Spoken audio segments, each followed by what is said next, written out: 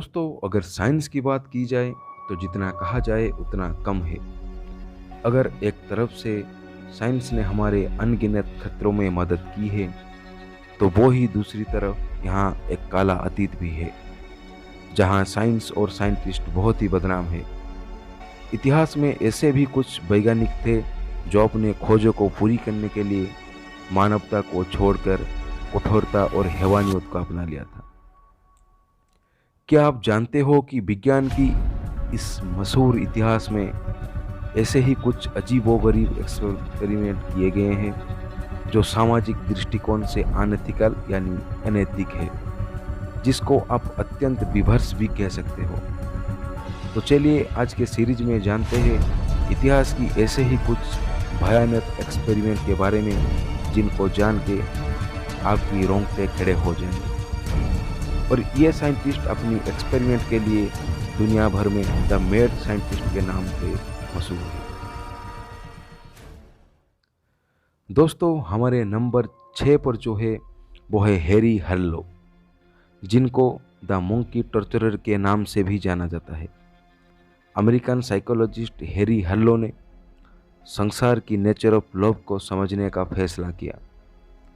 उनका जानना यह था कि संसार में जीवन अधिक बहुमूल्य है या फिर रिश्ता। वो अपनी इसी खोज में रेसिस बंदरों के ऊपर रिसर्च करना शुरू कर दिया। वो बंदरी की बच्चों को अपनी बनाई गई टेक्निक से प्रताड़ित करते थे।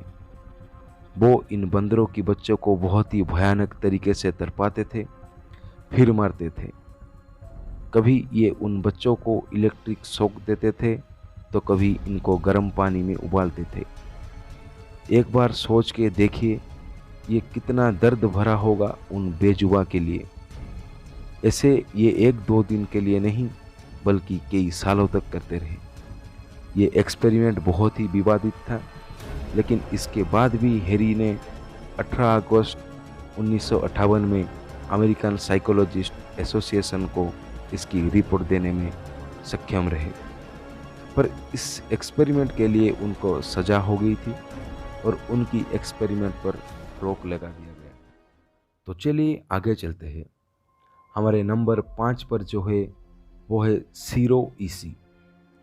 सीरो इसी को दुनिया की सबसे दुष्ट, क्रूर, निर्दयी वैज्ञानिकों में से एक माना जाता है। सीरो इसी एक माइक्रोबायोलॉजिस्ट और जापानी सेना की यूनिट 731 की लेफ्टिनेंट गवर्नर था। 1932 में वो जापानी सेना के लिए गुप्त रूप से जैविक युद्ध में शुरुआती शोध करना शुरू कर दिया था। 1936 में यूनिट 731 का गठन हुआ। यूनिट 31 के साथ सीरो ने और उनकी साथियों ने मिलकर कैदियों के साथ बहुत अत्याचार करते थे, जिनमें वो जिंदा लोगों को काट दिया करते थे। वो कैदियों की हाथ पैर काटकर शरीर की अन्य अंगों के साथ जोड़ देते थे। कैदियों को वैक्सीन के नाम पर तरह तरह की बीमारियां की टीका भी लगवाया जाता था ताकि उसका असर देखा जा सके। अमेरिकन ऑक्यूपेशन अथॉरिटी के बक्से जाने से सीरो ने कभी सजा नहीं काटी और 67 साल की उम्र में थ्रोट कैंसर से उसकी मृत्यु हो गई। एक छोटी सी रिक्वेस्ट है, अगर आप इस चैनल में नए आए हैं तो चैनल को सब्सक्राइब जरूर कर दीजिए और बेल बटन को प्रेस कर दीजिए और वीडियो को लाइक और शेयर कर दीजिए। तो चलिए चलते हैं हमारे अगले नंबर पर जो है वो है जोसेफ मेंगले, जिनको मौत का फरिश्ता भी कहा जाता था। वर्ल्ड वॉर 2 के समय जब हिटलर की दहशतगर्दी जारी थी, तब मेंगले की बहुत ही दर्द भरा भयानक एक्सपेरिमेंट सामने आई। तब हजारों एक्सपेरिमेंट किया जाता था और इन सब का मकसद ये था कि हिटलर की सोल्जर के लिए मदद हासिल करना दवाई और ट्रीटमेंट के जरिए। और इन्हीं सभी का लीडर था जोसेफ मेंगले, जिसे एंजल ऑफ डेथ यानी मौत का फरिश्ता भी कहा जाता था। वो ट्विंस को लेकर बहुत ही पागल था। वो अक्सर दो जुड़वों बच्चों को आपस में स्टिच यानी सींचता था, उनके चमड़े उनकी organ के साथ, ताकि वो सियामीज ट्विन बन सके।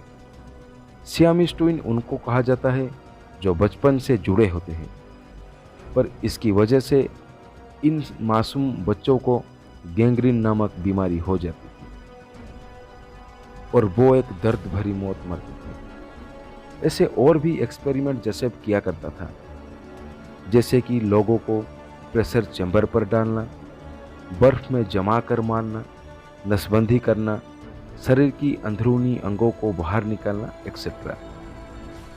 ऐसे एक्सपेरिमेंट के बारे में सोचकर आज रूह कांप उठती है। आज के डेट में ऐसे एक्सपेरिमेंट को अनएथिकल यानी अनैतिक कहा जाता है और ऐसे एक्सपेरिमेंट के लिए हमारे सरकार कभी परमिशन नहीं देती। अब बात करेंगे एक ऐसे चिकित्सक के बारे में जो मानव के ऊपर किए अपनी भयानक परीक्षणों के लिए काफ़ी बदनाम था।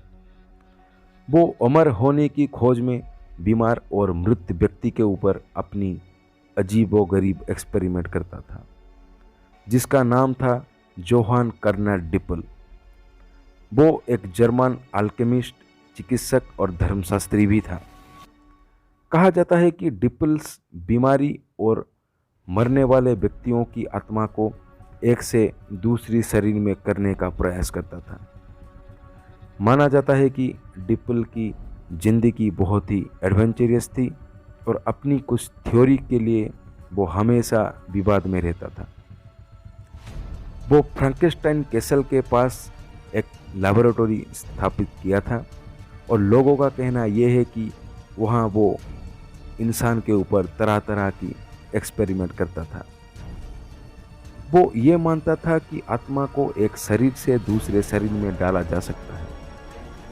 वो कहता था कि अमृत के समान वो एक तेल बनाया है जिसका नाम था डिपल्स ऑयल। वो कहता था इस तेल की मदद से आदमी 135 साल तक जिंदा रह सकता है। ये एक काले रंग का चिपचिपा लिक्विड था जिसे अजीब सी गंध आती थी।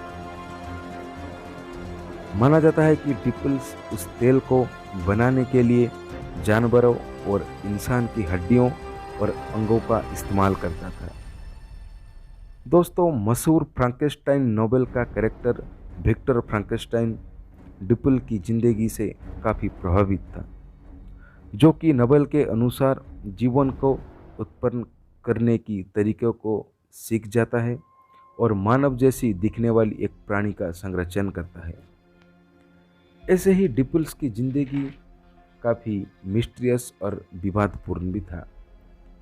अगर आप और भी कुछ जानना चाहते हो तो गूगल में जाके खुद डिपल्स के बारे में आप जान सकते हो। तो चलिए आगे बढ़ते हैं। अब बात करेंगे एक ऐसे वैज्ञानिक के बारे में जो बहुत मशहूर था अपने अजीबोगरीब भयानक एक्सपेरिमेंट के लिए। अगर उसकी एक्सपेरिमेंट सफल हो जाती तो दुनिया आज कुछ और ही होता। इंसान हमेशा के लिए अमर हो जाता। 1934 में अमेरिका में एक साइंटिस्ट के द्वारा मरे हुए जानवर को जिंदा करने की प्रयास किया गया। वो जान चुका था उस राज को जो कि इंसान को अमर बना सकता था। वो अपने परीक्षणों में सफल भी हुआ था, लेकिन कुछ मुसीबतें आ गई, कुछ ऐसे रीजन आ गई बीच में जिसके वजह से उसको अपनी एक्सपेरिमेंट हमेशा के लिए छोड़नी पड़ी। तो चलिए जानते हैं उसकी स्टोरी, उसकी एक्सपेरिमेंट के बारे में। साल 1934 विज्ञान की इतिहास में कुछ ऐसा हुआ था जो सबको दंग करके रख दिया। बर्कली के एक साइंटिस्ट जिसका नाम था रॉबर्ट ई कार्निस, वो एक मरे हुए कुत्ते को जिंदा करके दिखा दिया था। ये प्रकृति की नियम के खिलाफ था और वो उसे इंसान के ऊपर आजमाना चाहता था। रॉबर्ट ई कार्निस मनुष्यों को पुनर्जीवित करने के लिए कई सालों से रिसर्च करता था। फिर एक दिन वो एक ऐसा टेक्निक का इजाद किया जिसमें मृत व्यक्ति को पुनर्जीवित किया जा सके। उसका मानना यह था कि अगर एक मृत व्यक्ति के अंदर खून का प्रवाह फिर से किया जा सके तो वो जिंदा हो सकता है। वो उसकी एक्सपेरिमेंट के लिए एक टीटर बोर्ड का इस्तेमाल करता था, जिसमें मृत व्यक्ति को लेटाकर जोर जोर से ऊपर नीचे दाएं बाएं करता था ताकि खून का प्रवाह फिर से चल सके। फिर 1934 में रॉबर्ट इस एक्सपेरिमेंट को 5 कुत्ते के ऊपर किया, जिसमें 2 कुत्ते जिंदे नहीं हुए, 2 कुत्ते कोमा में चले गए, लेकिन एक कुत्ता फिर से जिंदा हो गया था। उसी घटना के बाद सारा विश्व में हलचल मची हुई थी। फिर रॉबर्ट ने अपनी एक्सपेरिमेंट इंसान के ऊपर करना चाहा। वो एक मौत की सजा सुनाई गई कैदी के ऊपर करना चाहा और कोर्ट को उसकी मृत शरीर की मांग की, लेकिन कोर्ट ने मना कर दिया और कहा अगर ये कैदी फिर से जिंदा हो गया तो उसको जेल से रिहा करना पड़ेगा। एक प्राणी की मरने के बाद फिर से जिंदा होना मानवता के खिलाफ है। इस सुनवाई ने रोबोट को गहरा सदमा पड़ा और वो उसकी एक्सपेरिमेंट को हमेशा के लिए बंद कर दिया। हालांकि ये बात अभी भी रहस्य है कि रोबोट की एक्सपेरिमेंट आखिरकार बंद क्यों हो गई।